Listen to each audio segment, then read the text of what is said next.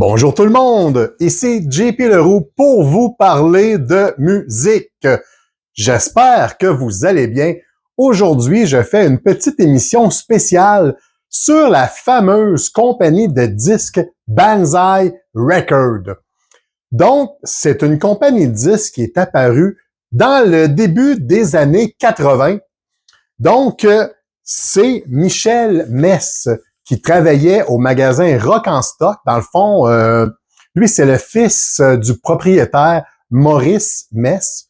Et Michel décide en l'entour de 1984 de former une compagnie de disques et de faire de l'importation, dans le fond, pour sortir au Canada des importations de partout dans le monde.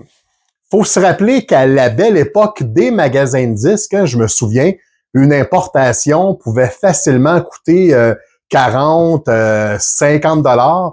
Donc, les disques Banzai nous permettaient d'avoir n'importe quel disque d'à travers le monde pour des prix réguliers. À l'époque, un vinyle ou une cassette, ça se vendait 9,99, 10,99 même. Donc, un petit spécial de disque Banzai.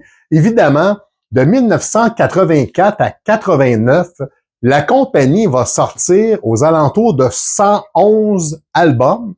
Évidemment, moi, je possède pas toutes, mais je sais qu'il y a beaucoup de collectionneurs à travers le monde qui cherchent ces albums-là, probablement à cause de leur rareté. Faut dire que le premier pressage, c'était souvent 1000 albums. Il y a des cas d'exception, comme les deux premiers Metallica qui ont quand même vendu 50 000 exemplaires. Il y avait aussi le Canadian Assault de Venom qui a aussi très, très bien vendu. Donc, aujourd'hui, moi, je vais vous montrer des albums sur l'étiquette Banzai. Les gens de mon âge vont très rapidement connaître et reconnaître les groupes et les albums que je vais vous nommer. Mais pour les plus jeunes qui désirent commencer à collectionner les albums Banzai, j'ai quelques titres ici à vous suggérer. Dans le fond, des albums que moi j'ai tripé à l'époque, dans le début des années 80. Donc, je commence tout de suite. J'ai pas vraiment d'ordre, mais je commence avec un groupe canadien, Voivod, et l'album Roar. Donc, c'est un album sorti en 1986. C'est le deuxième disque de Voivod, le premier qui s'intitule War and Pain. Donc, c'est assez, au niveau du son et de la production, je trouve que c'est assez similaire au premier album. Moi, je peux dire que j'ai commencé vraiment à triper sur Voivod à l'album suivant qui s'appelle Killing Technology. Donc, on a quand même ici Korgul, The Exterminator. On a la chanson Off and Die, Ripping Headache et Trashing Rage. C'est complètement fou, cet album-là. Donc, c'est sorti sur Banzai. Et tous les disques que je vais vous montrer aujourd'hui, c'est des albums qui valent quand même assez cher. Si vous êtes capable de les trouver chez votre disquaire préféré, ben sautez sur l'occasion et procurez-vous ces albums-là en vinyle. Voivod War. Évidemment, je pense que c'est un incontournable. Metallica et l'album Kill 'Em All, le premier Metallica. Dans le fond, c'est sorti ça en 1983, mais je pense que c'est sorti un peu plus tard sur Banzai. Donc, ici, ce qui est particulier, c'est que l'étiquette Banzai, bon, on voit ici l'intérieur de la pochette, mais l'étiquette Banzai, comme vous pouvez voir mon t-shirt, c'était une des faces du disque, et le côté A, c'était This Side, et le côté B, c'était That Side. Donc, on voit ici le super design sur les albums. Et ce qui est particulier avec le Metallica Kill 'Em All et quelques autres, c'est que la face A, c'est écrit en blanc. Donc, la plupart des Banzai suivants, le milieu va être seulement en noir. Donc, Kill 'Em All, que j'ai aussi en cassette, mesdames et messieurs, parce qu'à l'époque, c'était quand même la folie des Walkman. Donc, dans l'autobus, c'était beaucoup plus pratique d'avoir la cassette de Kill 'Em All.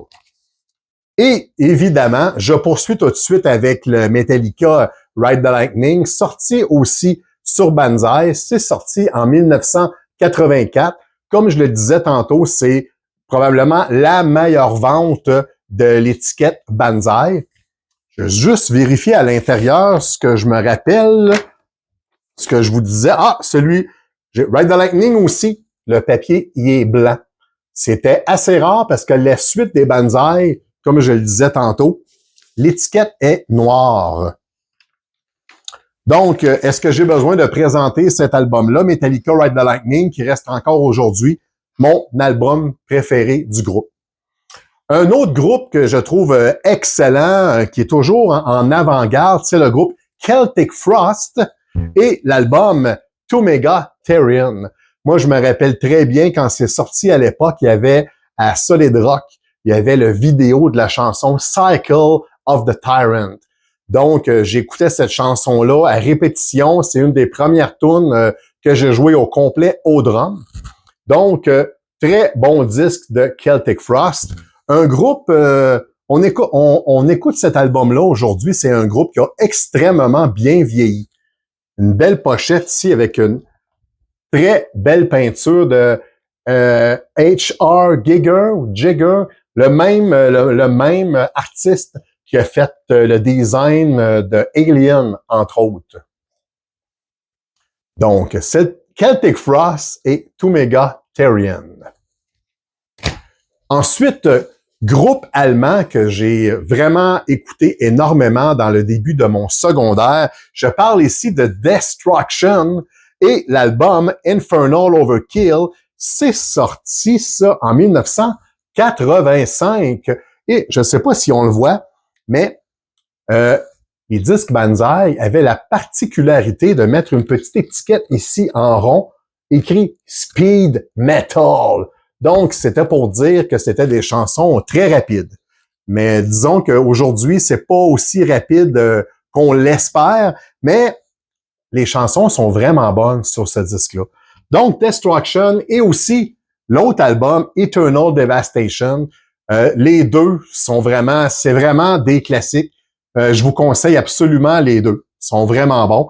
Et il y a le premier album qui est vraiment un mini-album qui s'appelle Sentence of Death, aussi qui est quand même bon. Mais ces deux-là ici, c'est la crème de la crème.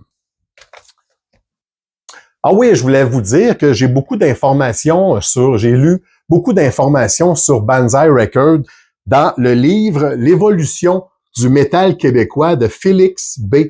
Desfossés. C'est un livre ici que je vous conseille absolument. On parle du métal au Québec, on parle de plein de groupes.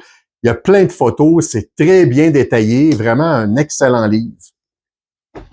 Je poursuis ensuite avec d'autres suggestions. Helloween et l'album Walls of Jericho. C'est sorti en 1985 et vraiment, je peux dire qu'Helloween, avec cet album-là, c'est peut-être un des premiers disques de power metal. Fait qu'on retrouve des chansons. Moi, j'ai vraiment trippé sur la chanson Ride the Sky. Aussi, Heavy Metal is the Law. Vraiment un très bon disque que je vous dis, si vous voyez ça, sautez là-dessus. Très bon disque d'Halloween. Ensuite, ce que je voulais mentionner aussi, c'est j'étais surpris d'apprendre le premier disque sorti chez Banzai Records. En fait, c'est un disque de Venom. Et c'est l'album At War with Satan, sorti en 1984. Évidemment, Venom qui ont influencé la scène metal et la scène black metal au grand complet. Mais je pense que At War with Satan, c'est peut-être le début du déclin pour le groupe. La première pièce, qui est la chanson titre, c'était une longue pièce de presque 20 minutes. Moi, je peux dire que j'ai peut-être préféré les deux autres albums d'avant, Welcome to Hell et Black Metal. Mais bon. Un autre groupe aussi, un groupe allemand que j'aimais vraiment beaucoup, c'était Creator, que j'ai découvert avec leur premier album Endless Pain, sorti en 1985. Mais je pense qu'ils ont vraiment affiné leur style sur l'album suivant qui s'appelle Pleasure to Kill. Et c'est sur cet album-là qu'il y a la vraiment très bonne chanson Command of the Blade. Donc, Creator et l'album Endless Pain et Pleasure to Kill. Aussi, je suis vraiment obligé de vous parler du groupe Possessed et l'album Seven Churches, sorti en 1985. Là, c'est peut-être le premier album de death metal ou dans les premiers avec peut-être Bathory. On est dans les premiers pas vers un death metal. Donc, c'est sorti en 1985, comme je vous disais. Et il y a un fameux guitariste, Larry Lalonde, qui est devenu le guitariste de Primus par la suite. Ben, à l'époque de l'enregistrement, il avait seulement 16 ans. Donc, faut le faire, sortir un album légendaire quand on est ado, finalement. Évidemment, il faut absolument parler de Slayer. Donc, Slayer, que je découvre en 1985 avec l'album Hell Awaits.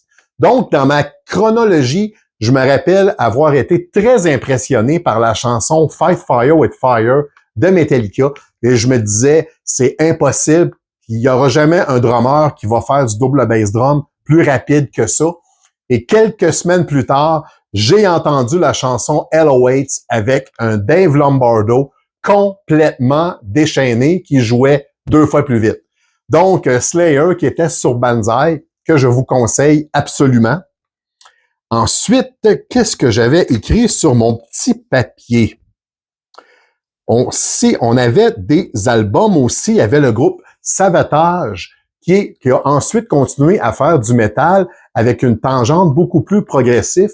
Donc, on peut dire que leur premier album est sorti aussi sur l'étiquette Banzai. Alors, voici pour mon petit spécial suggestion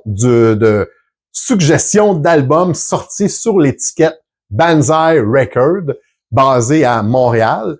Et je sais que si vous voulez trouver ces albums, vous pouvez faire le tour des magasins de disques usagés. Parfois, vous allez probablement avoir un meilleur prix que si vous cherchez en ligne.